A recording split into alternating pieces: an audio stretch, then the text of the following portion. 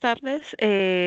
Para los estudiantes del curso de Comunidad Contextos Sociales, en este periodo académico tenemos una particularidad muy importante con este curso, y es que solamente hay 2 estudiantes inscritos.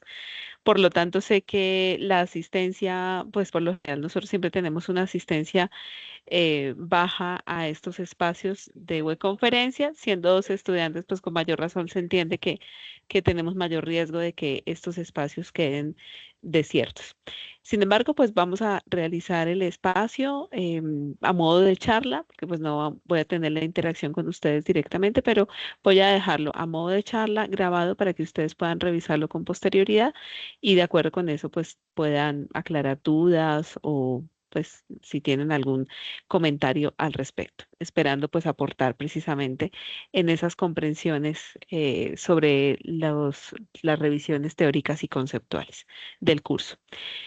Bien, para empezar entonces, pues establecer esta agenda, la idea es que pues en este espacio podamos hacer como siempre un primer momento en donde hagamos una revisión teórica y conceptual. En este caso pues nos vamos a concentrar en la teoría del empoderamiento. Luego de eso pues que podamos hacer la revisión de la actividad actual que nos encontramos en la fase 3 del curso.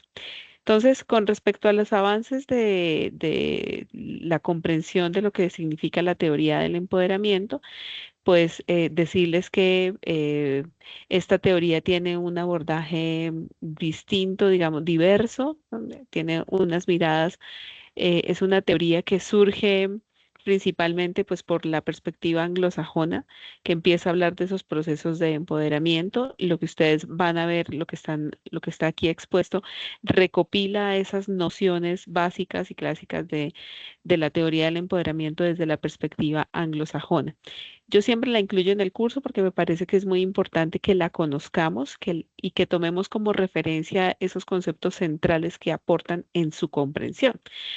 Em, Cuando Julian Rapaport la formuló hacia los años 70, 80 más o menos, en Estados Unidos, pues él digamos que se considera que hay un aporte muy importante para la psicología comunitaria porque se da cuenta que describe unos procesos en donde las personas generan autonomía, generan toma de decisiones, generan autogestión, y se da cuenta que esos procesos en general pues dan cuenta de cómo tanto las personas como las comunidades pueden generar espacios para su desarrollo y generan también espacios para que las comunidades vayan avanzando, ¿cierto? Entonces, genera un aporte muy importante desde los procesos psicológicos que convergen en esas dinámicas de las personas, de las comunidades, de las organizaciones y de las sociedades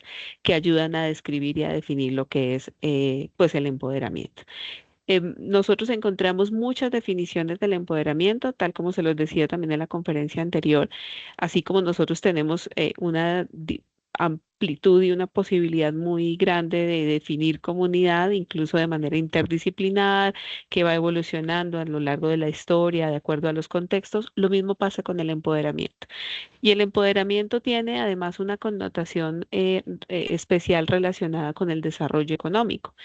Mm, Sin embargo, y a pesar de que hayan muchas otras áreas de conocimiento y otras ciencias que analicen y estudien también el empoderamiento, pues desde la psicología comunitaria nosotros lo vemos de una manera particular y por eso es tan importante entenderlo, ¿no? Entonces, digamos que de los grandes exponentes, y además yo creo que es una de las teorías fundamentales para entender muchos de los procesos que se dan dentro de la psicología comunitaria y al interior de las comunidades mismas, pues es esta del empoderamiento, así como el sentido de comunidad, como la participación. eh, yo creo que son procesos muy, muy particulares que le dan mucho fundamento y mucho peso, no solamente a la teoría, sino también a las acciones que se promueven dentro de la psicología comunitaria. Entonces, digamos que 2 grandes representantes desde esa perspectiva anglosajona es Julian Rapaport y Mark Zimmerman, que consolidan esta teoría en particular. Entonces, ellos cuando piensan en el empoderamiento se dan cuenta que es un proceso, pero es como tal, como proceso en sí mismo, pues no solamente alude a una estructura conceptual, nomológica, teórica, sino que también alude a procesos que implican compromisos, digamos, accionar y compromisos para el psicólogo comunitario, y por eso también se habla de el empoderamiento como un valor social, y también involucra y compromete una serie de acciones y de formas de actuar que van desarrollándose a través de distintas metodologías que son participativas, ¿no? Entonces, por eso digamos que hay una mirada muy amplia, no solamente lo teórico y lo conceptual, sino también implica lo metodológico, lo ético y pues en términos también de las praxis, ¿no? De los valores. Entonces, por eso se dice que el empoderamiento es un referente de teoría, de metodologías y de valores para la acción comunitaria que promueven y facilitan ese cambio de las condiciones sociales, políticas y ambientales en los cuales las personas se encuentran o las mismas comunidades, y a partir de eso pueden identificar sus recursos, sus necesidades y movilizar acciones.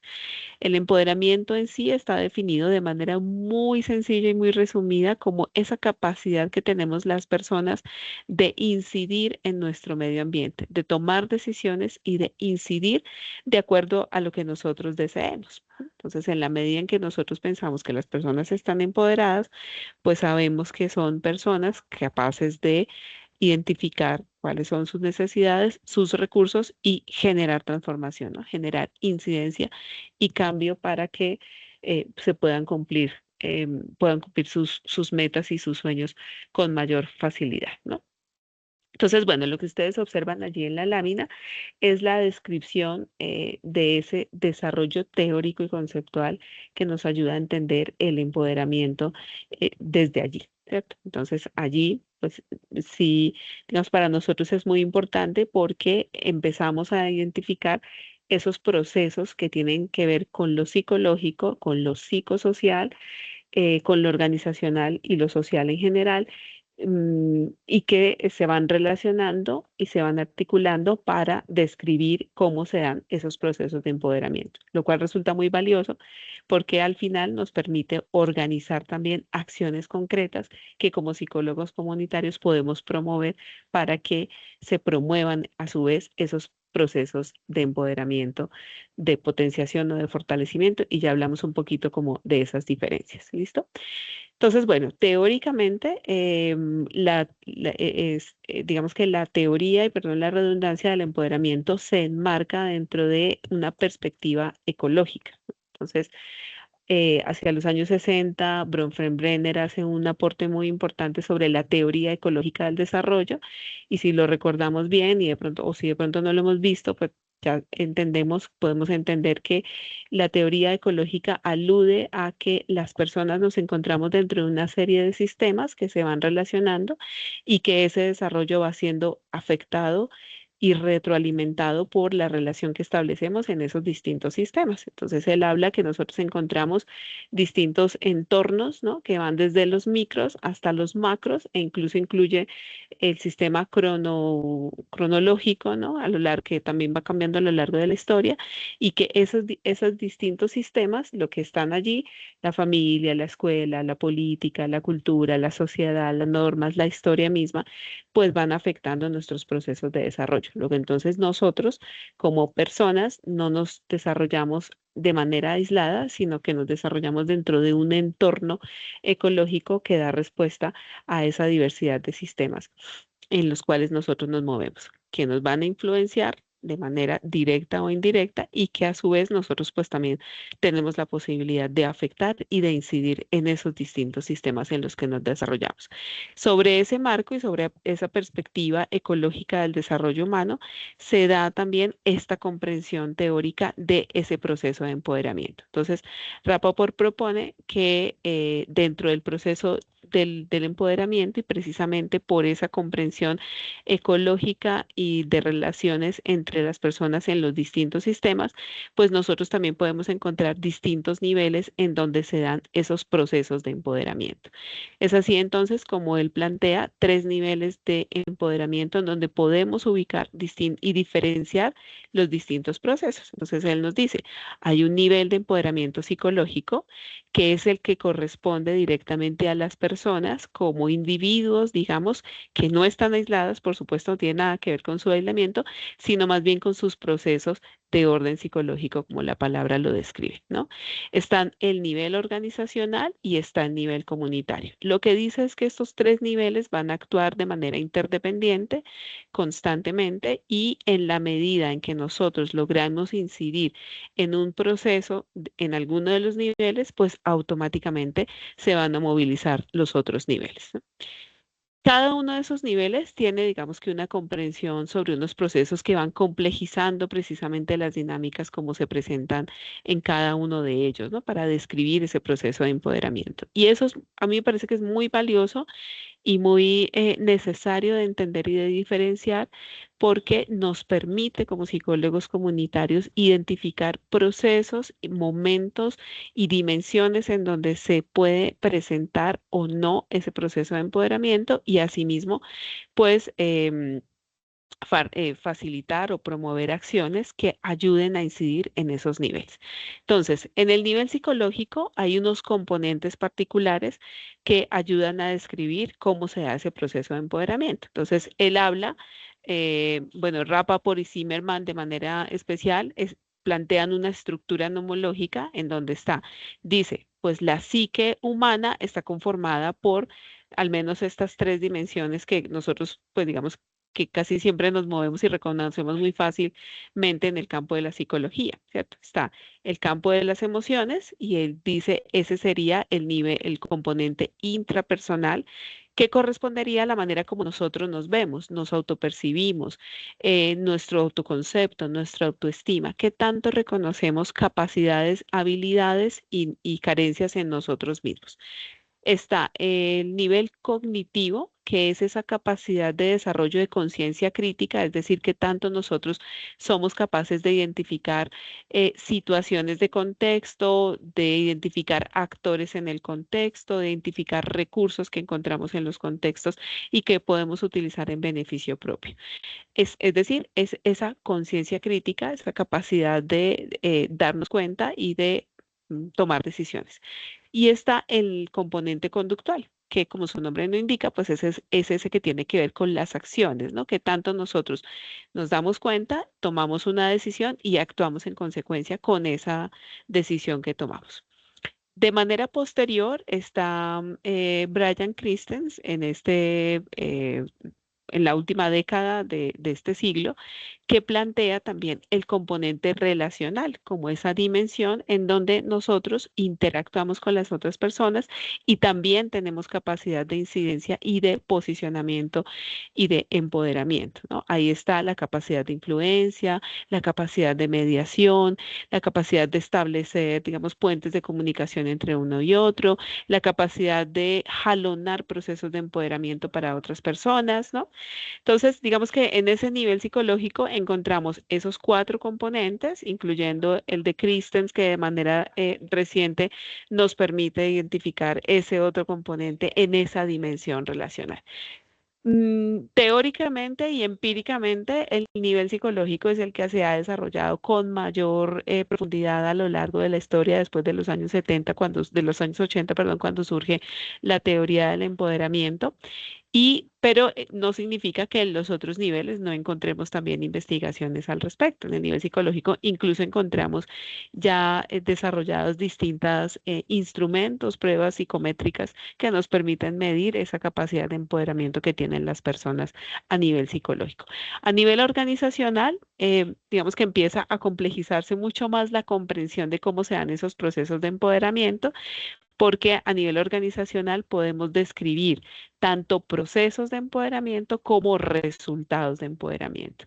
Y también podemos identificar unos componentes de algunas características particulares de las organizaciones en sí mismas. Entonces, ahí se establecen tres componentes que tienen que ver con las dinámicas internas de las organizaciones, es decir, el estilo de liderazgo, el sentido de pertenencia, la participación, las formas de comunicación, los roles que ejecuta cada una de las personas dentro de la organización y se asume que cuando tenemos diversidad de roles, pues se desarrollan más capacidades, que cuando tenemos liderazgos que tienden a ser más horizontales, más participativos, pues se facilitan esos procesos de empoderamiento para las personas, ¿no? Y hay una conexión directa entre esas condiciones, de esas dinámicas internas que pueden facilitar y promover el empoderamiento de las personas versus organizaciones que son más estructuradas, más rígidas y no facilitan esos procesos de empoderamiento. A nivel interno también nosotros encontramos dinámicas en donde las organizaciones pueden estar muy empoderadas, muy posicionadas, pero no necesariamente facilitan el empoderamiento de las personas. Por eso les digo que ahí empiezan a complejizarse mucho más la comprensión de esos procesos de empoderamiento. Eso en el componente interno. También encontramos un componente interaccional, es decir, esa posibilidad que tienen las organizaciones de desarrollar sus procesos de empoderamiento gracias al establecimiento de acciones de cooperación, de colaboración o de trabajo en red con otras organizaciones. En la medida en que las organizaciones establecen mayor relación, contacto, acuerdos y acciones con otras organizaciones, pues se supone que se facilitan esos procesos de empoderamiento porque tienen pues mayor capacidad de incidencia, ¿no? Y el último componente es el nivel extraorganizacional, es decir, cuando ya estas organizaciones generan acciones de incidencia directamente a nivel social, ¿cierto? Por ejemplo, cuando las organizaciones participan en instancias de toma de decisiones de política, ¿sí? Por ejemplo, lo hemos visto que participan, por ejemplo, las redes de productores de leche en el país, o las redes de productores de café, ¿sí? Que logran ya incidir en la toma de decisiones y tanto que inciden, por ejemplo, incluso en el precio o en el valor que se le pone a cada uno de sus productos, ¿no? Esto pues como por poner un ejemplo. Finalmente encontramos el nivel comunitario, entonces si se dan cuenta está a nivel psicológico que corresponde pues a las dimensiones del ámbito personal, no individual, sino personal. Está el nivel organizacional que corresponde a esos ámbitos de asociaciones, organizaciones, grupos en donde nosotros encontramos a las personas de alguna manera organizadas y ahí incluimos esa mirada de nuestras comunidades y está el nivel comunitario que en realidad corresponde es a ese nivel social, a ese nivel macro en donde podemos encontrar que hay procesos de empoderamiento porque hay sociedades u organizaciones más amplias, mucho más grandes, que tienen incidencia, bien sea porque transforman las prácticas culturales o transforman las creencias, tienen una incidencia en ese sistema de creencias o en el sistema normativo o...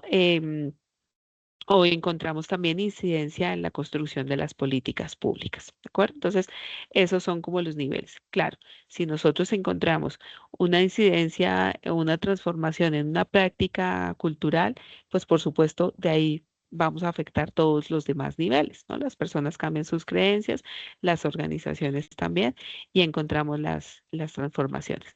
En el nivel psicológico, pues en la medida en que una persona se empodere, va a impactar sus entornos inmediatos y pues ahí se van generando, se va multiplicando ese efecto de empoderamiento gracias a esa perspectiva de relacionamiento y de interdependencia que encontramos pues en todos estos niveles, como se describe el empoderamiento. Bien, otro de los conceptos básicos que está relacionado con la teoría del empoderamiento tiene que ver con la comprensión justamente del poder. Y esto para mí es una cosa que es necesaria que la tengamos presente, que la dimensionemos pues para las implicaciones que tiene nuestro trabajo comunitario, porque todas las relaciones nuestras se basan en estructuras de poder, ¿cierto? Las relaciones humanas siempre van a estar atravesadas por dinámicas de poder. Y como ustedes lo mencionaban también en el video, pues el poder se encuentra de distintas formas y expresado de distintas maneras, pero siempre vamos a encontrar esa dinámica como una característica de todas las relaciones humanas, ¿no? Del poder. En todas nosotros podemos encontrar que hay intereses, que hay necesidades y que siempre hay como esta intención de em, sobresalir, ¿no? Y sobre todo de hacer uso de ese poder que, digamos, en su expresión más negativa, tiene que ver con controlar y dominar a otra persona, ¿no? Entonces, el poder en sí mismo no podemos entenderlo como una estructura en sí, ¿cierto? Sino que obedece al relacionamiento mismo, a la característica relacional de las personas, ahí es donde lo encontramos, por lo tanto es transaccional, es dinámico, es cambiante y es diverso también, ¿no? Hay distintas formas de entender el poder y distintas fuentes de poder.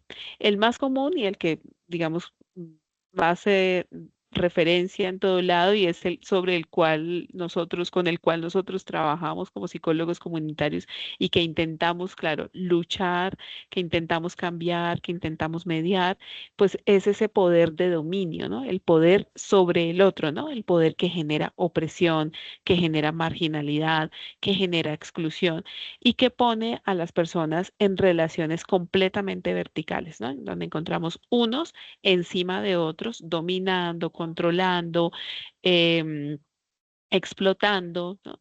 Ese es el poder en su expresión negativa. Ese es el poder en el que nos lleva a reflexionar, a generar conciencia crítica, es el poder que por supuesto necesitamos empezar a identificar en el trabajo con nuestras comunidades, porque es contra el cual las comunidades luchan, ¿sí? Y generan resistencia, y generan resiliencia, y generan colectividad, y generan movilización, y generan acciones, ¿no? Para poder transformar ese poder sobre. Sin embargo, también hemos encontrado, y gracias a los aportes de estudios filosóficos, ¿no? Michel Foucault hablaba de esas formas de poder también que están presentes pues en las dinámicas de las relaciones humanas.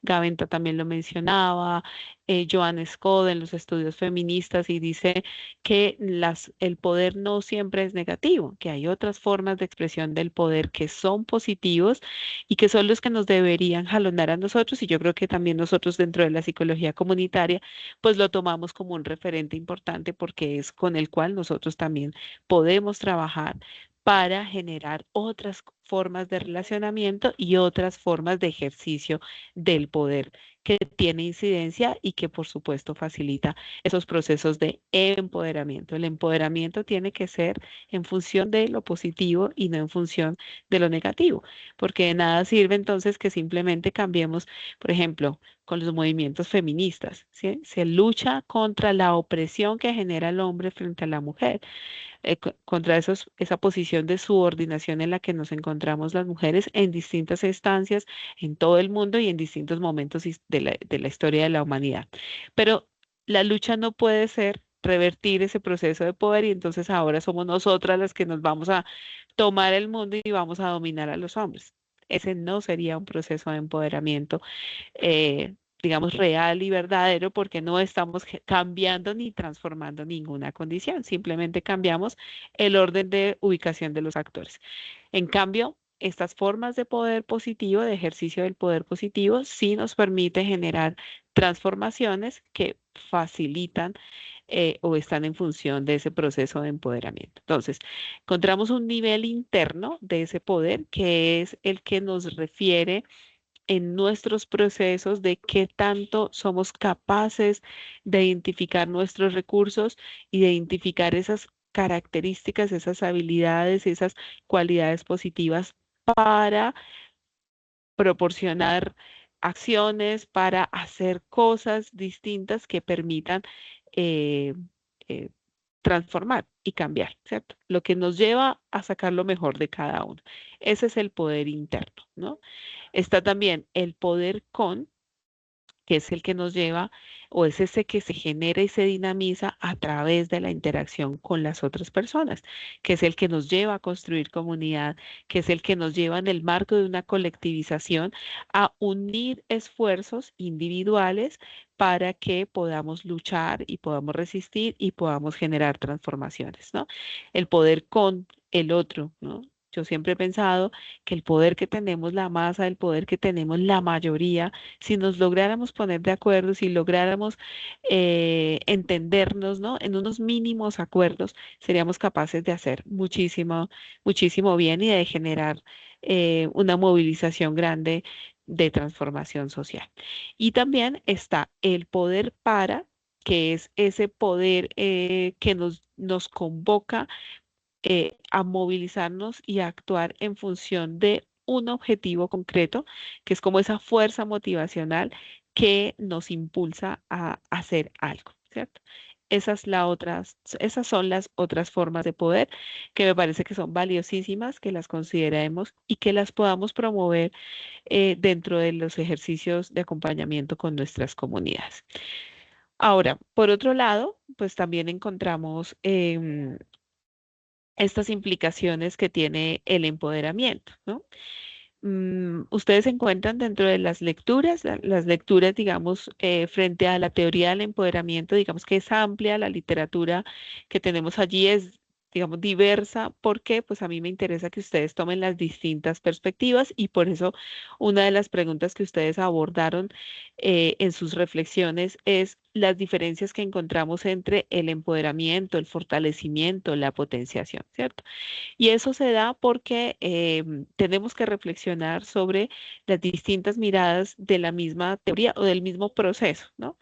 Esto que les acabo de mostrar, pues surge de esa perspectiva anglosajona, pero no niega y no significa que no se reconozca también los aportes que desde la psicología latinoamericana hemos hecho para la comprensión de esos mismos procesos.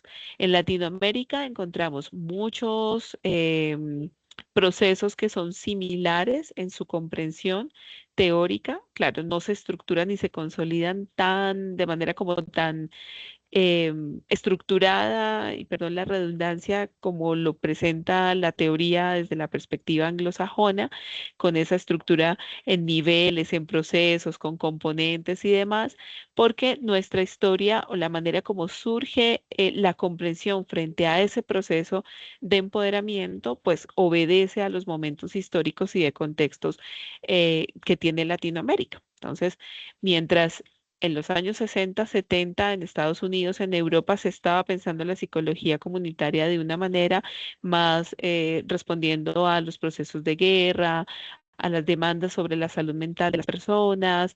En Latinoamérica, pues estos procesos surgen de las luchas históricas por lograr nuestra hegemonía, nuestra independencia, nuestra autonomía, ¿no? Y por supuesto en contra de esos sistemas opresor, violento en el que pues hemos tenido en Latinoamérica tristemente pues muchos países, ¿no? Muchos países en los años 60 estaban viviendo dictaduras fuertes. Surgen pues todas estas luchas de movimientos sociales que buscaban la reivindicación de los derechos de las clases populares o de las clases sociales más bajas. Empiezan las luchas de las guerrillas, precisamente con esa misma perspectiva de podernos independizar, de poder buscar un sistema de distribución social mucho más justo, mucho más equitativo, de cerrar esas brechas que tenemos entre ricos y pobres, entre los que dominan y los que no, ¿no? Los que son oprimidos, los que son marginados, etcétera, etcétera, ¿no? Entonces, la manera como entienden los procesos de empoderamiento desde Latinoamérica, pues responden a esas luchas, incluso ideológicas y políticas, en donde emergen, pues, la psicología comunitaria en Latinoamérica. Entonces, aquí, de manera particular, se describen más procesos de fortalecimiento. Hay unos teóricos en latinoamericanos que pues no asumen el concepto y no lo incorporan de esa manera porque dicen que además es un anglicismo, tienen toda la razón. En Estados Unidos se habla de empowerment, en Latinoamérica no puede ser que lo traduzcamos de esa manera porque sería un anglicismo y lo traducimos muy coloquialmente como empoderamiento. Sin embargo, pues el término ya se asumió y se tiene como una categoría y como un concepto especial que describe este mismo proceso de esta teoría, ¿no? Hay tendencia más bien a hablar de los procesos de fortalecimiento que describe justamente cómo es que las personas, a partir de esto que está allí, ¿cierto? De estos procesos de concienciación, es decir, de darnos cuenta en el lugar que ocupamos, las personas, los actores con los que nosotros interactuamos, en dónde estamos, quiénes son los opresores, quiénes son los oprimidos, cuáles son las consecuencias de esos procesos para poderlos transformar, ¿no? Entonces, hay un primer proceso de concienciación, de darnos cuenta de cuál es ese lugar que estamos ocupando y de las condiciones que tenemos, ¿no? Debe darse también un proceso de desideologización, es decir, de desenmarcarnos y de entender que estamos inmersos en un sistema que ya nos vendió, pues, una ideología, una política y que hay que darnos cuenta y desenmarcarnos de esa desideologización como parte de ese proceso de fortalecimiento. También de un proceso de desalineación, es decir, dejar de estar ocupando ese lugar de comunidades oprimidas, ¿no? O víctimas. Y luego llegar a un proceso de colectivización que nos permita esos construcción de mínimos de acuerdos para generar esos procesos de transformación y de impacto social.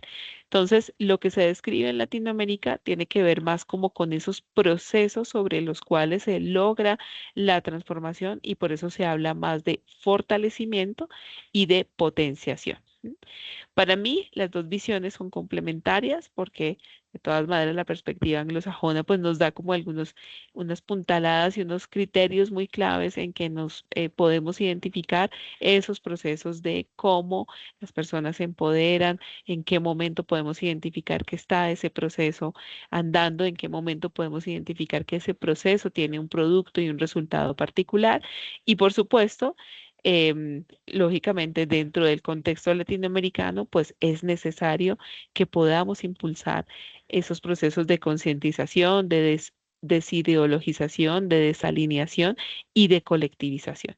Y ahí yo creo que hay una apuesta metodológica muy interesante que desde Latinoamérica se plantea para que podamos nosotros como psicólogos comunitarios impulsar y facilitar esos procesos de fortalecimiento, de potenciación y de empoderamiento en general. Bien, ahora, sobre esto, al final lo que pensamos es, bueno, y todos estos procesos que describen casi que la razón de ser de nosotros como psicólogos comunitarios, ¿para qué? El empoderamiento, el fortalecimiento y la potenciación, ¿para qué? Pues para generar transformación social, ¿no? Y aquí siempre me gusta mostrar como este triangulito de estas dimensiones que nosotros tenemos, porque precisamente gracias a las acciones de colectivización, de concientización, de acuerdos, de construcción de lo que implica la comunidad, ¿cierto? De estar todos unidos, de lograr poder generar acuerdos, de poder tomar decisiones de manera conjunta, de promover procesos de participación, de sentido de pertenencia, de redes de apoyo y demás pues logramos generar procesos de movilización, procesos de colectivización, procesos que apuntan a la calidad de vida de las personas y que pues generan procesos de autonomía, de autogestión, de bienestar, de desarrollo, ¿cierto? Si lo queremos mirar en términos de generar condiciones para que vivamos bien, pues esos son condiciones también para el desarrollo. Entonces, sabemos que tenemos una dimensión como sujetos sociales que responde a esa necesidad del sujeto político de tomar decisión, de identificar sus derechos, de reclamar sus derechos, de movilizarse, de organizarse, de generar acciones colectivas, de generar movimiento social para que al final podamos generar esos procesos de cambio social y de transformación, que es para mí el centro de nuestra razón de ser, ¿cierto? Como psicólogos comunitarios y como personas pues que trabajamos en estos ámbitos. ¿Listo? Bien, vamos a hacer, ya cerrado pues este tema, vamos entonces a revisar la última actividad y para ello pues me voy a permitir compartir la imagen que la había dejado aquí en la presentación, pero pues no me la está mostrando, entonces voy a ver si la puedo compartir desde la imagen directamente. Déjame un momento, por favor. Y sí, aquí está.